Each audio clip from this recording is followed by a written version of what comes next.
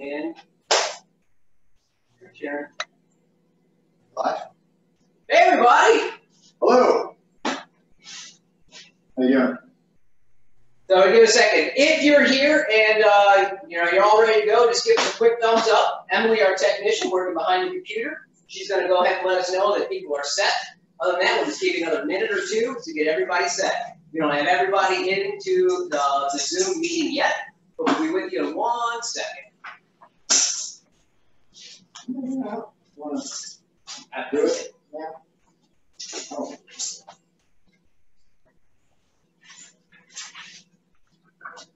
We gotta like check out Chris Keller's in the house. All right, I'm gonna fucking do it.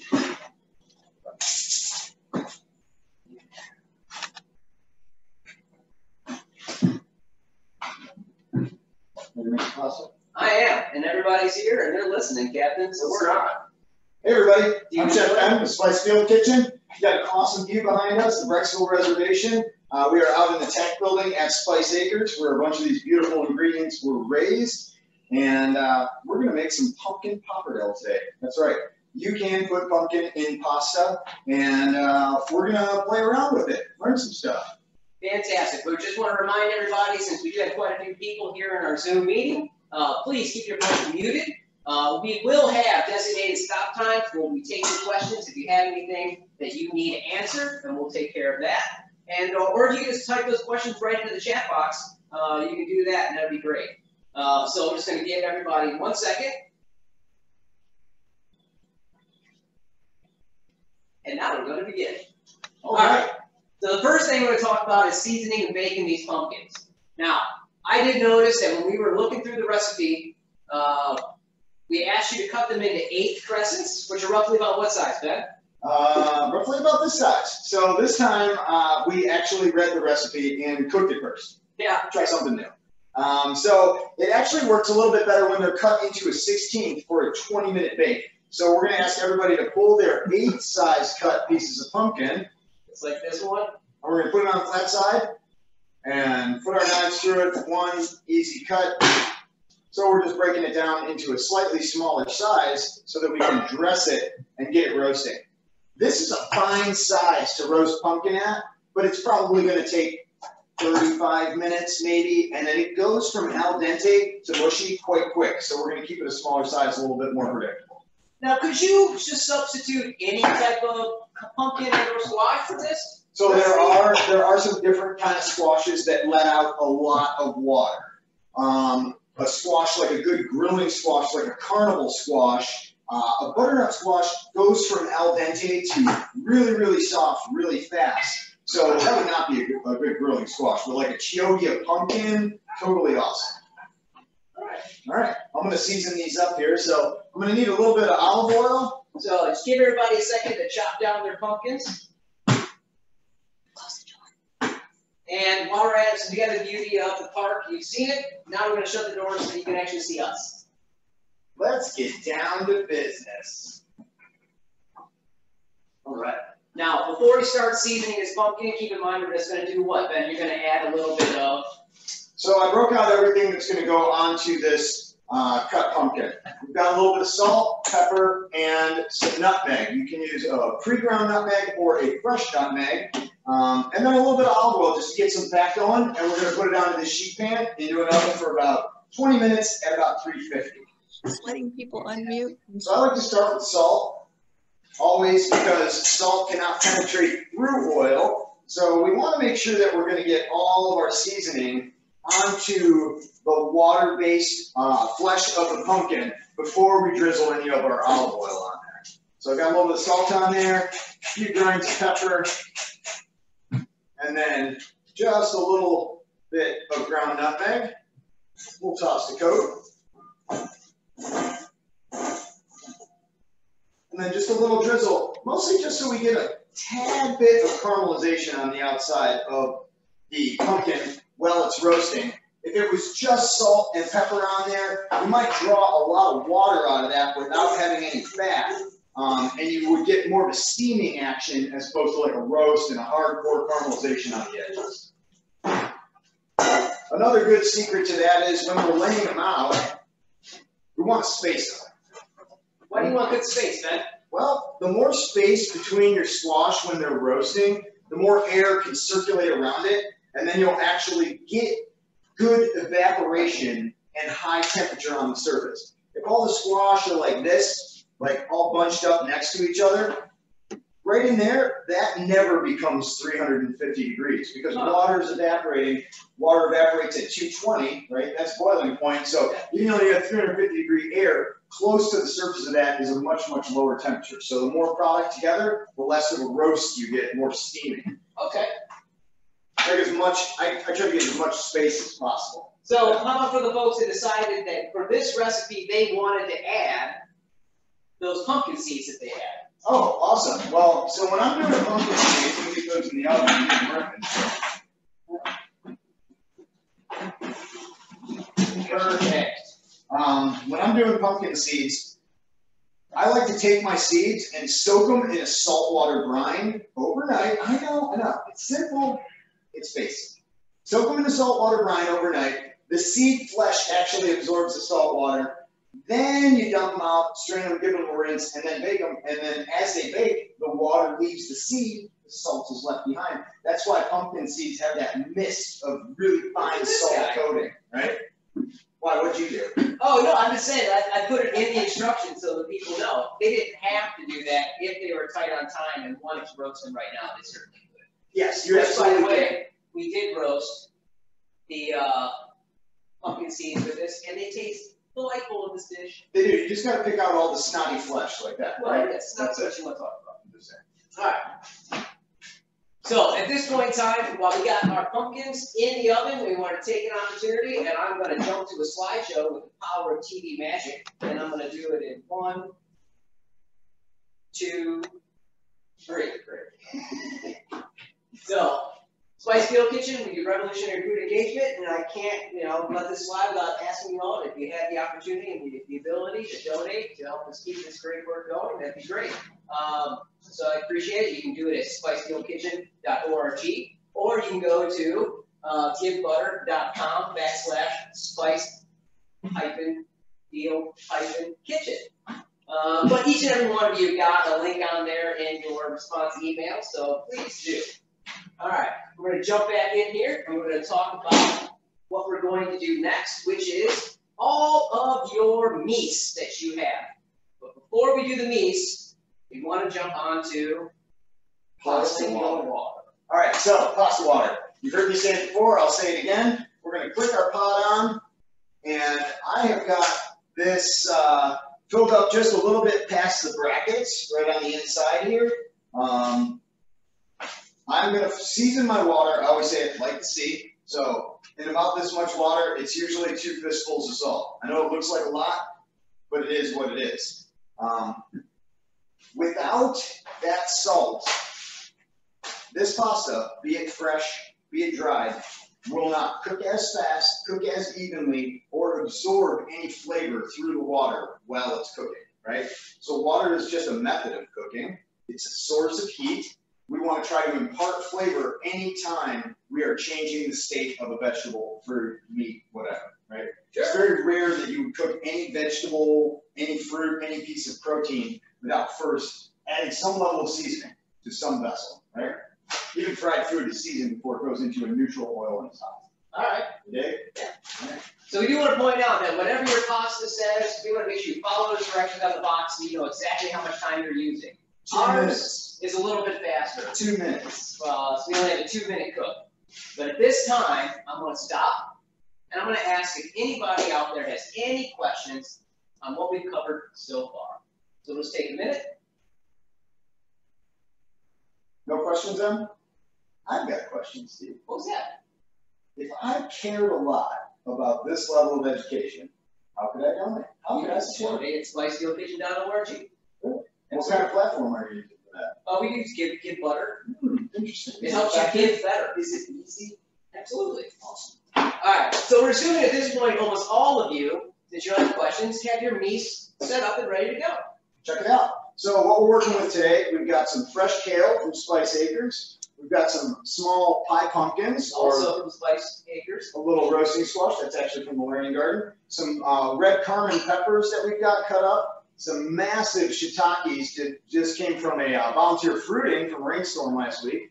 And I want to draw your attention to two ingredients, the leeks and the olives. So the leeks, we asked you to cut down the length of a leek. If this knife was the leek, you'd be cutting down the length of it, expose all the fibers, and then cut coins and wash it. It should have ended up looking somewhat like this.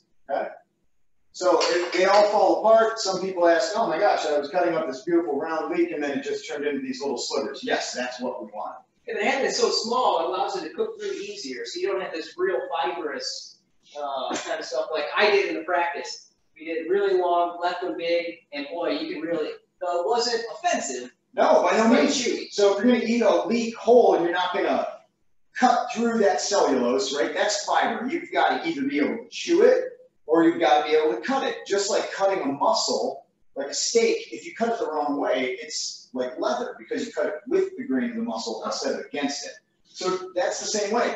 If you try to eat, right, this stem, take the stem, look, that's fiber, right? That's just cellulose. It's undigestible, right? No matter how much you chew it, whatever. So as cooks, our job is to know, oh, the fiber runs this way, I've got to cut it this way. That's a leek. Fiber runs this way. So you either have to braise that, which is a long cook for like an hour and a half, right? Slow and low, make it nice and tender and push a fork through it, or we got to cut it. How about that? Cool. Other ingredient I want to draw your attention to was Kalamata olives. They are listed on the ingredients, but they were not in the assembly. Really, they're meant to be added at the last minute. They're just a nice burst of saltiness to play along with all the other flavors going here. And yeah, little surprises. Oh, great garnish there. Yeah, why not? All right. All right, so just keep in mind that when you look at all of this, you can add more or less of the ingredients that you like. You want to add a little bit more kale, add a little bit more kale. You want to add more mushrooms, you want to add less leeks, whatever it is, you can adjust it as you see fit. I also wanted to let you know that we did say 5 tablespoons of olive oil, but as we move through it, really start tossing this together towards the end. If you want to add a little bit more olive oil to your dish, it'll really kind of help you kind of pull all those flavors together. It'd be great. Awesome. One last little thing. We've already got our pasta water going, right? Yeah. We have not added our pasta to it yet. Obviously, we wait till it rolls, till it boils. Sure. After your pasta is cooked, we're going to pour off the water, right, into a strainer, into the sink. I would ask you, save a little bit of that water. Ah, we got our nice heat going. It's not done yet, but it is on. So we want to save a little bit of that water. So if we need to add it to the pan, like we did with the butternut squash mac and cheese, Okay. if you need to add it and you've already poured it down the sink, that was an issue. So people ask me, oh, what do I do if I already threw all my water away? A little hot water will do. But this time we are going to save just a bit of it. Okay, just a little bit for that. Yeah, so when you're pouring your pasta out, you pour it out, most of your pasta will come out already. If you have a bowl on the side, pour a little water in it, or just leave a little on the bottom of the pot. It's fine. Okay, cool. So since we're talking about meat, so we got some time for water, we're going to kind of jump ahead a little bit, and we'll talk about some of the nutrient density of the fruits and vegetables, or the fresh vegetables we'll be using for this We do have a particular question. demo. Oh, we got a question. Oh, please. Can you use avocado oil or vegetable oil instead of olive? Great question. Awesome question. So the question was, can you use avocado oil or vegetable oil? Vegetable oil instead of olive. oil? Yes, you can. Vegetable oil is not the greatest product in the world. If you're going to seek an oil, I would say an extruded oil is probably the best. What An is expeller pressed oil. extruded oil? So an expeller presses an olive, right? It's basically like a big stone wheel that comes down and crushes an olive, pits and all, and the flesh, and then it pours off olive juice. And that juice then separates out to extra virgin olive oil on the top, and then water, a very briny, pithy, astringent juice on the bottom, right? That's expeller pressed. Vegetable oil is a whole bunch of vegetables mixed up together and kind of forced to go through a process. Okay. It's a processed oil instead of a natural smush it, separate it, and then eat it kind of thing. So could you use vegetable oil even though you wouldn't recommend it? Yes, you can. You'll need any type of fat. There's your long roundabout answer to your question. All right, and we're here to learn, so I think it's working. All right.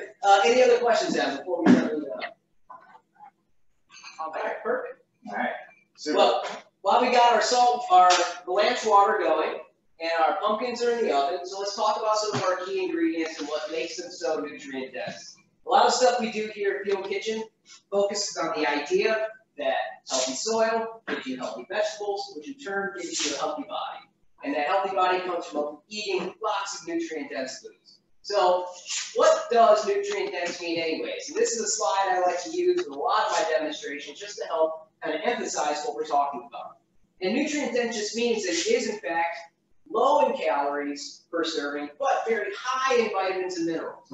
I love using kale as an example, since kale is in our ingredient list today. We talked about the fact that a cup of kale has 33 calories, but it has 684% of your daily recommended allowance of vitamin K, 134% of your daily recommended allowance of vitamin C, and 206% of vitamin A. And that's just a few of the many things that kale provides you, which is why people like to say it's a superfood. Sounds pretty super. Now, when we talk about phytonutrients in nutrient-dense food, all we're saying is these are plant-based nutrients that help prevent illness and disease in your body. Now, with phytonutrients that we're talking about in kale and pumpkins and shiitake mushrooms, we also have antioxidants. And antioxidants are super fantastic because they fight those free radicals in your body. Yeah. Get out, free radical. These antioxidants are just compounds that will help protect cell damage. As your body goes through cell division, it'll help make sure that each of those cells is formed properly and protects from irregular cell production. And what I gave you there is just a good little list of just powerful antioxidants that are a variety of everyday foods that you use. Sounds pretty selfish. So, to give you an example, we're going to talk about leeks. And leeks are a super underrated food, if I remember Emily putting it like that on our social media page. And we have lots of top reasons to eat leeks. I mean, right there you can see the leeks have vitamin B6 and thiamine and vitamin C. And they do all kinds of things like cancer fighting and helping you fight helping with your immune system. It's a natural antiseptic. And all other, so rich in flavor. Matter of fact, there's a little tip on that slide that tells you, try to eat as much of that green, the darker green on that leek as possible, because that actually has more of those nutrients that we really want to have in our meal. Yeah, another super nutrient-dense food that we're eating today is shiitake mushrooms. And I love using those in just about every recipe that we use, because 1 cup of shiitakes, which by the way, we are using a half a cup of, Monsters. so you can have less calories in there, but you still have a vegetable, a fungus that is packed with phytonutrients that provide amazing benefits. Shiitake mushrooms can be anti-inflammatory. They can be used as an antimicrobial. It helps support your immune system and cardiovascular health. What do you think about that, Ben? They're amazing. They have antiviral compounds. It was my ingredient of the year of 2018, actually. Way back when we had small problems like bird flu. Oh, man. Just saying. Sure. And then finally, why not highlight the big star of today's dish? Even though we mentioned several very nutrient-dense foods like the leeks and the kale and the mushrooms, but come on, everybody's here for what, Ben? Oh, roasted pumpkins. And they're looking great. That's right. So what's in a pumpkin, it says? Just look at all those nutrients. Your vitamin A, your vitamin C and E. You got potassium, zinc, and iron. And even more so, a lot of people don't know that it does things like help promote weight loss and helps beautify your skin. It even benefits diabetics. You got all kinds of fun benefits just from this one dish. This is a super healthy pasta. And we're using pumpkins in a way that's not traditionally used, right? I'm ready. It's not sweet, it's in a savory dish, and I guarantee you folks, you're going to love it. What if there was a kid out there in class right now and he had ADHD like me and he was like, Mr. Steve, I don't get it. What's all this stuff for? It's all the stuff is to make your body better. It doesn't Connect allow the you. dots, man. Let's get it going. We got to get this stuff in the pan because food is not medicine. Choice is medicine, Steve. To choose. I say it all the time. So we are going to choose to sear these things in the proper order. You'll see I am using a very burly cast iron skillet, kind of firing off my golfer's elbow. We're going to get this thing ripping hot. Now, we talked about this. So my pan is heating intensely. Our pasta has a 2-minute cook. We've probably got 15 minutes of saute work to go down in this pan, right? So if your pasta is a dry pasta and you want to be interrupted by this, you can throw your noodles in now and set your timer for whatever the bag or box says, and then we will save a little bit of the water, and then you can have that pasta sitting on the side. This is a 2-minute pasta, so we are going to delay this process, even though it is in line with your recipe. If you have fresh pasta, follow directions, do it when it's ready. Cool? But I am going to keep my water boiling. I don't want to have to dial that down and then start back up. Okay. Cool? So at this point, we'll take a moment and we'll say, remember, we do a lot of great work out here. If you have the time and the ability to help support what we're doing here at Spicy Hill Kitchen, please log on to spicyhillkitchen.org, click the donate button, and give what you can. Every little bit helps. Equally important, does anybody have any questions before we start throwing excellent products into a very hot pan? I hear nothing. Going once, going twice, sold. All right. So, you have a particular order in which you like to steer these things off. I do. You'll notice my pan, it is smoking. It is ripping hot, and that's what we're looking for. Whoever was going to use vegetable oil actually brought up a good point. A neutral oil to start in a super hot pan instead of extra virgin is probably a better start, but either one will work. You are going to lose a good bit of flavor taking an extra virgin olive oil this hot, that fast. Boom. So I got my oil in there. Oh, dude. Even though you're killing the subtle flavors of extra virgin olive oil, when you heat it that hot, I love the smell of it when it hits the pan. It's just magical. So I've got my shiitakes in there. They're chilling. They should stay nice and similar to the pumpkin. I like to move them a little bit far apart. I guess I should be using tongs for people without calluses.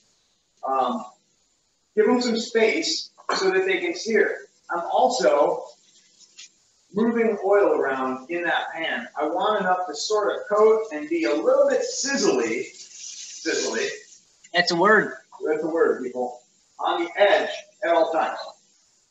Right? So if I start to get a dry pan because the oil is being absorbed and spattered off, and then we're not sizzling, you want to add a little bit more oil. Okay? This is why I'm always saying, like, use a good oil, healthy fats. And we use vegetable oil at home too for some things like shallow frying and whatnot. But you want to feel okay about adding more to the pan and not guilty about it. This is great burner. This is the Abercrombie camp burners. Yeah, these things are awesome. Like $80. Killer. Run for years. Puts out a ton of heat too. All right, so we are finally already actually. Nice. All right, check it out. That is the edge. I know I'm dripping precious shiitake juices, but that's the kind of edge we want on a mushroom when we sear it. You'll notice I got that edge by not adding any salt yet. If there was salt in this pan, even more water would be pouring off in these mushrooms. You wouldn't be able to keep up with it with the oil and spraying oil everywhere.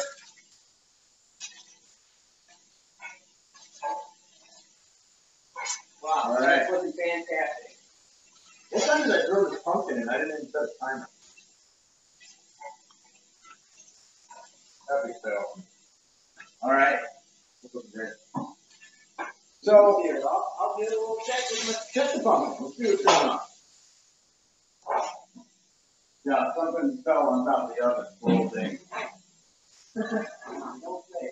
Here. Okay. Nope. Yep. Probably a good 8 minutes at least.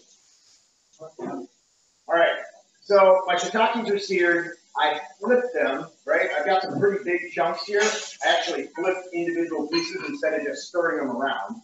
So now we're going to go in with our second ingredient, which is the leeks you were talking about. So what are you looking for with the leek? Like, how do you know that you've got it cooked down to perfection? Okay, so let's do this. Let's take a couple little pieces of leek, set them on the corner of our cutting board, some light green ones and some white ones, and then we'll compare them when this becomes a totally different product, okay? So we're gonna throw all our leeks in there. And now, at this point, we are sauteing an onion, right? A lily family.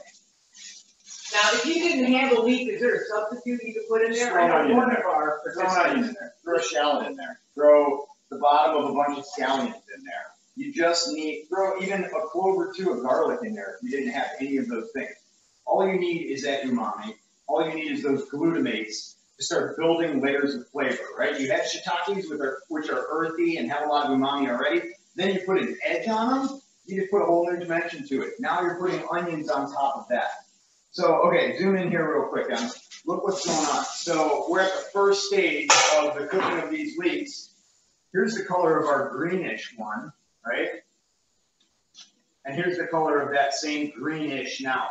This is blanching, right? So all of the bright green that's in there is coming out. And even the white ones are starting to kind of like get really, really bright. We're going to keep those moving.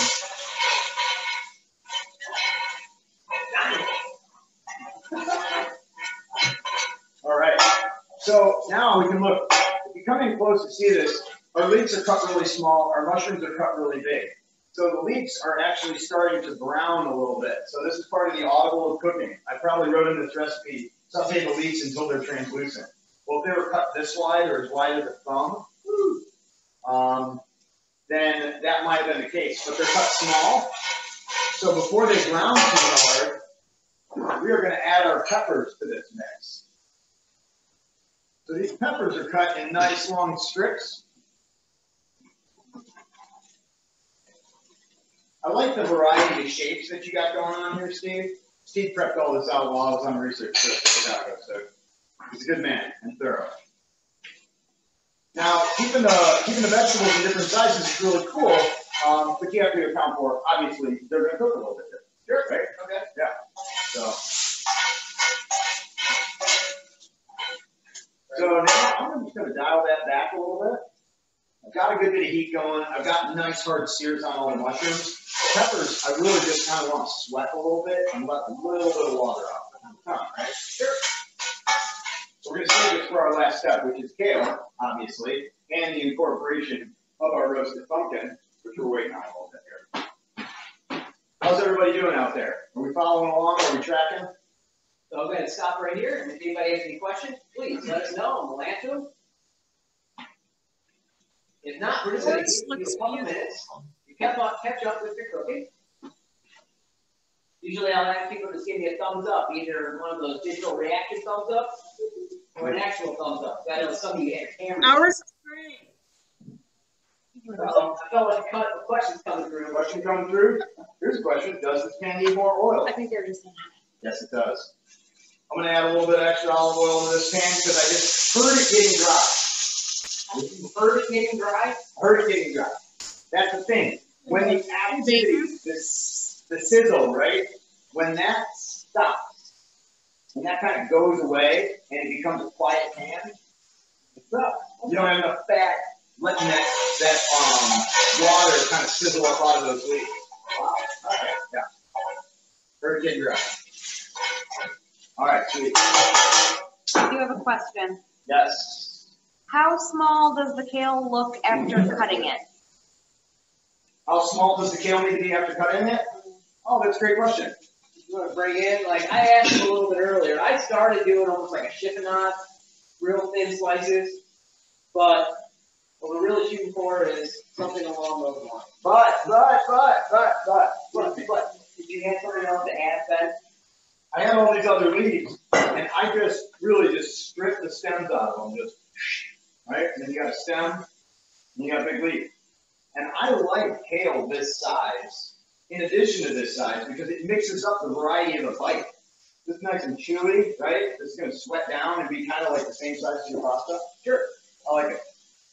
Keep in mind the recipe doesn't say anything about cutting it down. I thought we cooked this one. I thought we made all the changes. 1 inch strips. I didn't know if it was 1 inch long, 1 inch wide. Somebody didn't specify. I want you to feel empowered to ask clarifying questions. All right, I threw my kale in here mostly because, yes, I know we do not have pumpkin in yet. We do not have pasta in the water. But if you zoom in close, look at my super thin cut leeks. See them starting to brown up a little bit there. Trying to avoid that. See? So I'm using the kale sort of as a temperature control to kind of sink a lot of heat out of the pan. So it can wilt down a little bit nicely now, and I'll pumpkin with it. Oh yeah, sweet. So, dude, that's actually perfect. It's great for class time. Check it out. Bring it over. Let's sauce pumpkins. All right. I stirred my kale in. 1 second. I stirred my kale in to dial back my kind of like leek burning, if that was going to happen. Which it might, you know, a little bit right there, a little dark. I'm just stirring my kale in, and I've totally killed my heat. I'm just letting the heat of the pan kind of carry over the kale, so it'll stay nice and bright. Okay. Cool. Now we can talk about it. Sorry. I was saying, so while we're doing this, so people who have your traditional dry pasta, you might want to in your hot water. Perfect if you time. haven't already. Perfect time. All right. Here it is. It's called pumpkin. What did you do? You actually cooked this recipe. I was super proud of you. I did. You made suggestions. I did, with the great help of our former farm manager, Andrea Hine. We put together this recipe and we both found it to be very, very delicious. Mm. So what I did was actually filleted it off the skins. Now, right now, how do you feel about it? A little hot? Perfect. Perfect. So here's the thing. Look at that. I'm still holding it. Yes, it's super hot, but I'm still holding it. If this was like, or breaking like that, it's too far. So this is great because you can still cut this up, and it has body, you know? Yeah. It's something worth chewing on. It's not like a mushy pile of pumpkin pie. That's not what we were going for. So it should be al dente, enough to where, like, I have a chef knife here. Steve's cutting his off, but check it out. If I rest a chef knife on top of it, it doesn't go through. I have to put some pressure on it, and then it will cut. But if this was really, really cooked pumpkin, you just do it right through it. Yeah. Okay. Oh, so you took your skins off. That's nice. I did. Yeah. You normally cook it. It says to fillet it on the recipe, right? Ah. So. Anne's asking about salting the veggies. When do you salt the veggies? Yes. As your kale goes in, good call. And awesome question. When do you salt the vegetables? I should have said, as you're adding your leeks and your peppers, now we're sauteing, and we want that water exchange to happen, which I did not salt mine, so thank you for the reminder. Stuff up here, you know? Got a lot going on. I tell you. Awesome. Also, when you are salting, keep in mind you're going to add Calamari olives to this and Parmesan, so you are going to get a lot more umami and salt flavor later on.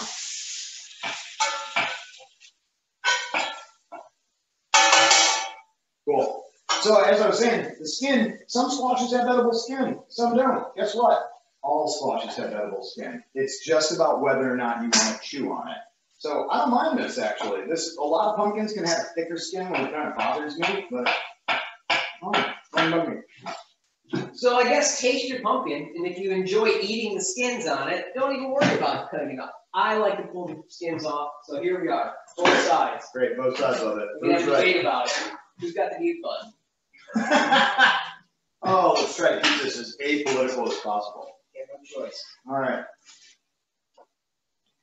Shall we? Let's toss some pumpkin in here. Well, let's do both, Ben. I want you to put some chunks in there with the skins on. I want you to put some chunks in it out. We're going to taste it all together. I love it. So I'm cutting some of this away, like cutting at the back. Now he's cutting it. Dude, I'm just, stuffing this down. All right. Or I start my blade under the edge of it. See? And then I'm just riding along the skin all the way. Hold up. Way to go, Easy Rider. Easy Rider. All right. So look at that. Nice, firm, chunky pieces. Ooh, I even love the ones with the green edge to them. They're cool. All right, we're just chucking them in. Also, when you're seasoning, that's why we're seasoning in layers. We seasoned the pumpkin before we roasted it. Now we're chopping it up and throwing it in. Give a little edge on on it in the oven, just building layers of caramelization, which is sweetness, really, and then umami, which is our salt. So the sweet and savory balance is the key to this dish. All right. So I just got that mixed together. I'm going to pull our pasta together now, man. We only got 2 minutes for the cook time on this, so it's about time. Plus, it's getting steamy in here. I was really excited. I'm almost made pasta, and then I decided. You're dedicated. I'll give you that. All right. So I'm throwing some olive oil into my pasta pot. I just always do it. I don't know what it does, but I like it. It's how it's trained. People have a lot of theories out there about what that actually is for. They're like, oh, it helps the pasta not be sticky because it gets coated with oil when it goes through the water on the way down. And that's obviously can't be the case. Because not all of it touches it, right? It's a gob of oil floating around on the surface. I even had one cook tell me it keeps the steam in the pasta pot so that it gets the water hotter. I'm like, how does one gob of oil over here? Yeah. So, how much of this is old wives' tales and how much is reality? Yeah. Well, let's talk about a real question, Ben. Why did you choose Pappardelle for this pasta? Okay, so why did I choose Pappardelle? When I have a pasta with a varied size of, for lack of a better term, a pasta primavera with a varied size of ingredient. Make sure that doesn't go more than 2 minutes, would you? Yeah. I want something that, whoa. We're good. We're I mean, great. it's fine. Technical difficulties, everybody. I wanted something that can suspend the ingredients and not get buried in the ingredients. So it's really like to have those noodles are kind of like folding over ingredients and under ingredients, as opposed to being really small, same size, and falling out. Okay. Right? So I would see like an orecchiette for this would be on the bottom, probably. Like a rigatoni might get lost. This, I just feel like it gives all these varieties of shapes, you know? It's kind of cool. You couldn't find it because I had somebody point out that Pappardelle wasn't necessarily an easy type of noodle to find in the old grocery store. Good call, good call. So if you couldn't find Pappardelle, I would probably say go to a fettuccine, something like that, or bucatini. Another wide noodle is Yeah, something like, even a spaghetti would probably work. You'll have all the different kind of twists and turns and dips and dives. That's what you're after. What do you think? 2 minutes? So with fresh pasta, another thing like, oh, how do you know it's done? Do you throw a noodle against the wall, like against a wood cabinet? So you can't do that, hold it like this. Not done. Just saying. All right, we're gonna take bets on the next one. Here. Now you can also eat them, right? Okay. And we also have a timer. What do you think? No. Yep. So I feel like if I throw this at the wall, it won't stick. try it. Seriously. You think it still needs a minute? Throw it at the wall. Just throw it in my mouth. Hey, look at this guy. See it? I'm not just making this stuff up, people. No. All right. So I am going to strain the pasta. I'm going to do it into the compost bucket. Can you help me with the Sure can. Thank you. I'm gonna hold a boiling hot strainer while he pours. Trust fall.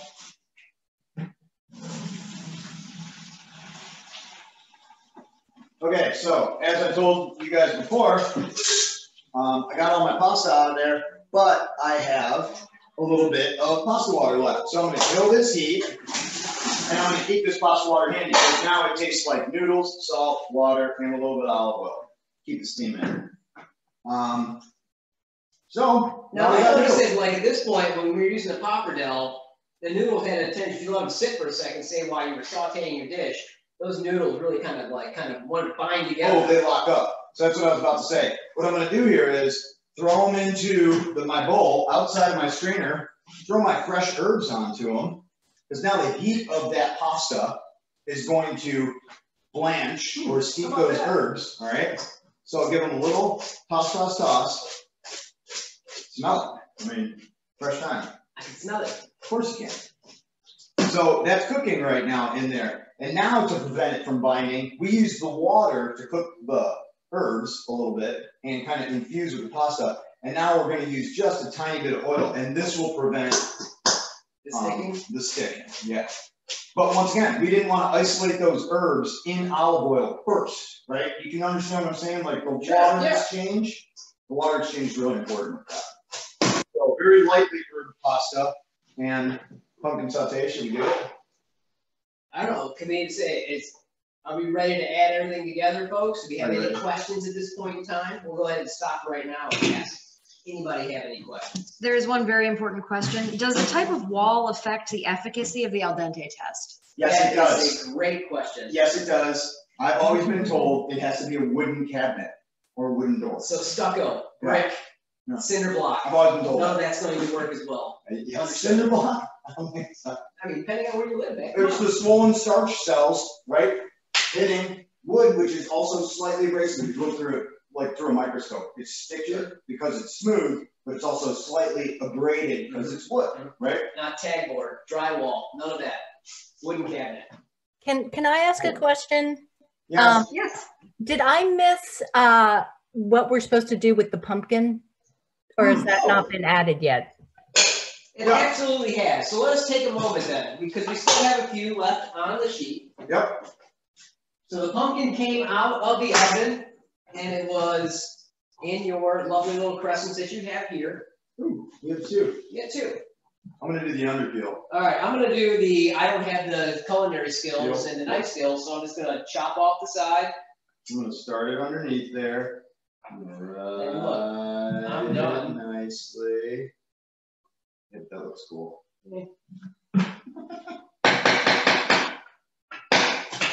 And then we're gonna simply just chop it to the size in which you want your pumpkin to be, and add it to your.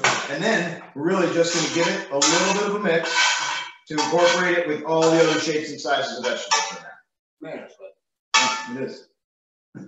So you can see also, remember you were saying the size of the kale ribbons doesn't really like let it pop. It didn't have a ton of greens, so you brought extra kale. Leaving some of them, just an occasional big dog in there with all these other guys that are going in almost to the every bite. Yeah. So when you eat pasta, there's kind of this like every bite theory where you want an ingredient to be in every bite, Okay. right? We really can't accomplish that with ingredients this big, this big, this big, but we can have those as accents, right? It's kind of cool to see the ingredient represented in a bigger format, even though it's also distributed throughout there in a smaller format. Sure. Like it'd be cool to garnish a bowl of this with a whole braised leek on the side. You know what I mean? Like, oh, there's leeks in there, and then there's a whole braised leek. So to answer your question, once you have your shiitake mushrooms brown, your leeks cooked down to a translucentish color, you add your peppers and your kale. That's when you're going to add your chunked pumpkin into your frying pan. Just before you add your pasta. So now we've got our pasta. Now we've got this. I prefer to mix in a large bowl, okay? This is why we saved some of our pasta water next to us. See how tight that's getting? It's tightening up. A little bit. And this doesn't really have a lot of liquid to it, okay? So I'm gonna add this to here. Baker, we're gonna need a couple of tasting spoons, and I've got a plate to plate it up on. I'm throwing it all in there. Why am I throwing it all in at once? Because I don't want to keep mixing this. You're going to beat up these noodles if you keep mixing it. I'm also not going to mix it with metal tongs. I'm going to mix it with a rubber spatula. Because a rubber spatula is much more gentle on a noodle, right, than if I'm going at it with a metal spatula. I'm going to break them. It's almost like you're folding in all of your pasta. Fold, dude. Totally. Totally. So here we go. We're just folding it. And you can kind of see like, oh, man, we're moving. We're getting some good distribution, but the secret key is just a little shot of pasta water. Number one, it keeps the temperature up while you're doing this. And number two, it just melds everything together. Oh, it's just needed. It's just needed. Cool.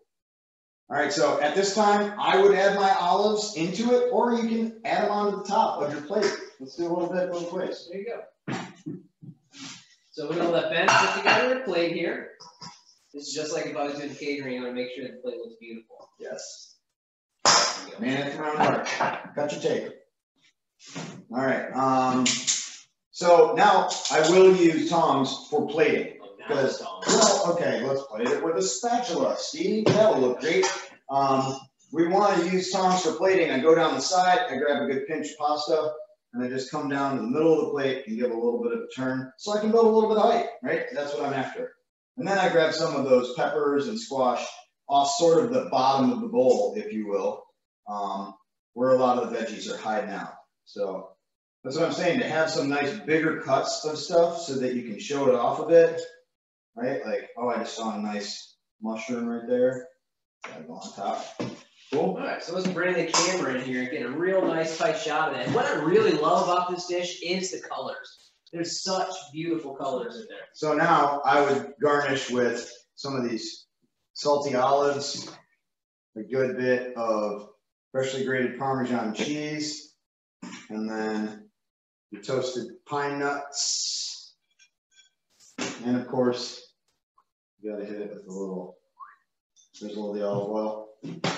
I'll probably hit it with some cracked pepper just to make sure everybody's happy. Do you want the pepper? Will you look at the pepper? So that's about that. Now, you can obviously also plate it with spatula, no harm, no foul. Throw it into a bowl, right? You can still make a bowl of pasta without plating it and twisting it and getting it all crazy. You can still make a bowl of pasta really look great. And I would also say, because we covered so much of the green with the cheese and whatnot, maybe do a little bit of garnish around the edge, and then set your cheese off here. Roasted pumpkin seeds. Ooh, yes. What about the rosemary, thyme, and honey? So the rosemary, thyme, and honey, we already put into, the rosemary and thyme rather, into the pasta noodles when they came out and they were blanched, and the honey is our last touch. So we'll be using some of our Spice Acres honey here.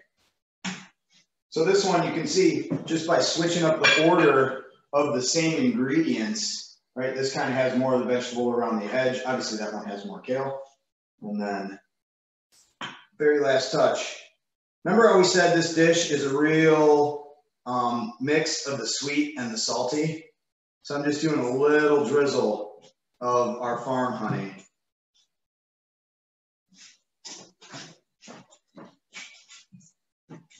So the real key there is the saltiness of a Kalamata olive, the nice crunchy fatty burst from a toasted pine nut, and then that umami in the background from the Parmesan.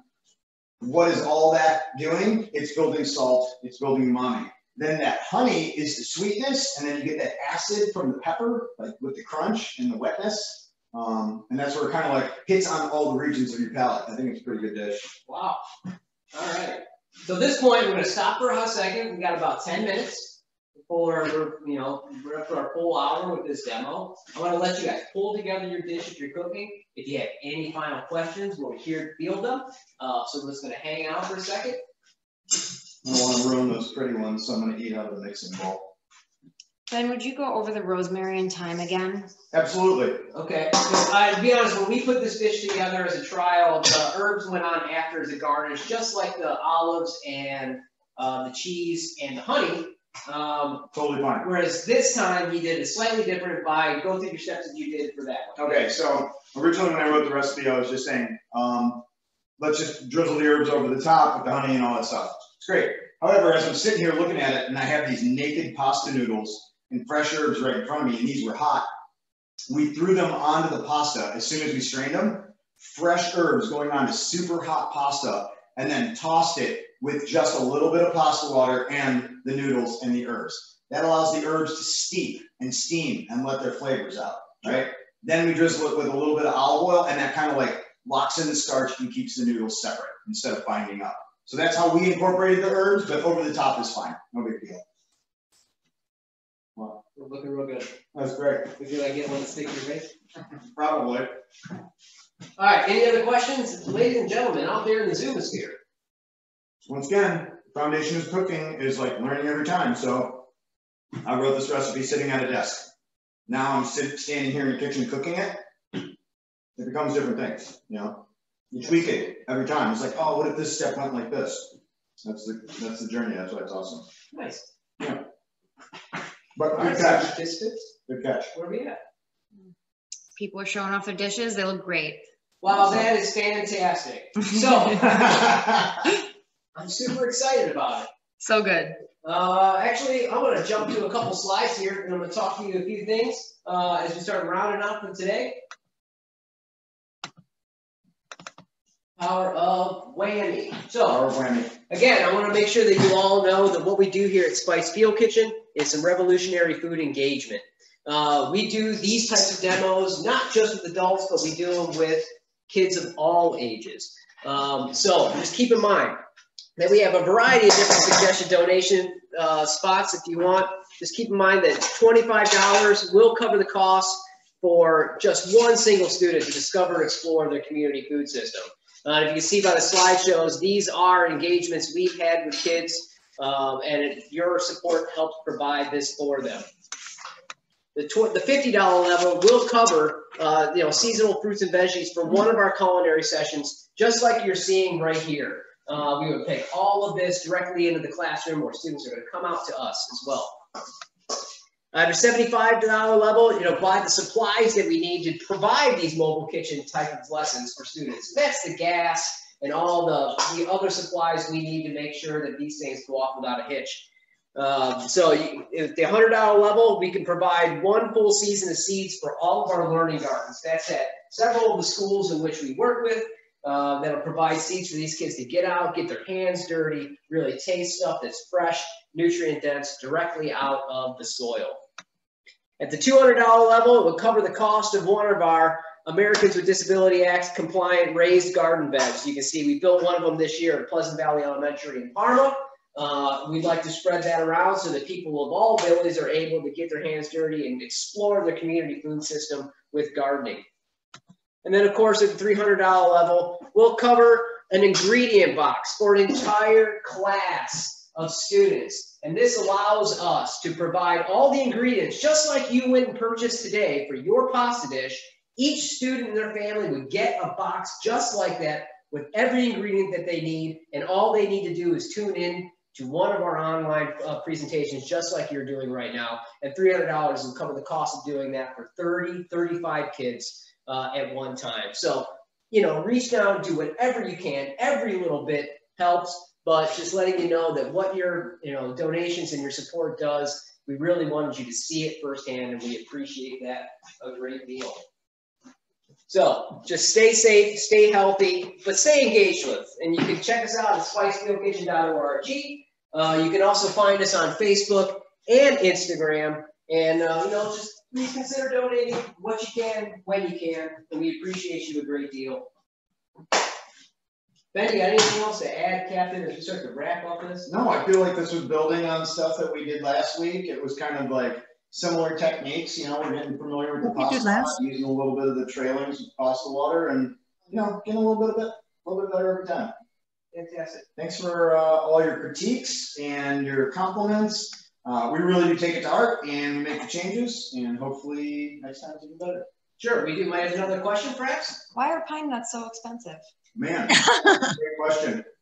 So that's a great question with a super long answer. I'll give you the short one. A ton of pine trees of the pinyon pine were removed from the desert by an operation called chaining when the big dams went up out west, right? Lake Mead. Yep. So they chained a lot of the pinyon pine forest just to clear it for ease of construction and all kinds of, there's a lot of other theories that it was also to mess with the Hopi Indians, but we lost out on a huge amount of that. So that is now something that is outsourced, obviously. So you're saying that these pine nuts are not something that comes off a pine tree like we see all over Northeast Ohio? No, it comes off of a very specific pine tree and is obviously an industrial harvest. Nuts aren't picked by hand anymore, but that's what I heard. Okay. And so, yeah, that's why they're probably one of the most expensive things you had to acquire. They're also one of the most expensive things to burn in the kitchen. When you're toasting them, they have like a 2-minute window of success from when they go to light brown to dark brown. And man, after it starts in the corner of the pan, you can't stop it. So, wow. So is there a more local, sustainable, affordable option to pine nuts? Absolutely, yeah. Hickory nuts, walnuts, all black walnuts, whatever you'd like to get. Tons of options. Without breaking the bank, your best bet is to use a pecan, and that would be an easy sub in. And that would meet the kind of texture you're looking for, say, Yeah. comes out of that pine nut. That Yeah, and I mean, creaminess. when you talk about locality and proximity of nuts, the nuts that are grown around here are all harvested, shelled out by hand. Really, the only place you can get them in quantity is from the Amish community. Yeah, it's a really, really labor-intensive process to shell out nuts. So. All right, great question. I appreciate that a great deal. Is there any other questions? Everyone's happy. I'll give the teacher 5-second rule and just wait to see if you have a question. Nobody? No. Ladies and gentlemen, we appreciate you participating with us. Thanks for coming Keep in out. mind, we'll be sending you out a survey. All of your feedback would be greatly appreciated so that we can make this more streamlined in any way that I can help rein this guy in to just. I think you did a great job this time. Oh, yeah, Matt, thank you so much. But keep in mind, and again, please, if you can, donate to spicefieldkitchen.org, Means a lot. or at least just turn in the survey. We'd love to hear your feedback. You know, we want it. Oh, what if I'm a teacher and would like to involve my class? Ooh, email Steve Baker. Yeah, you can get all that information on our website, spicefieldkitchen.org, or you can contact me at hello@spicefieldkitchen.org. Cool.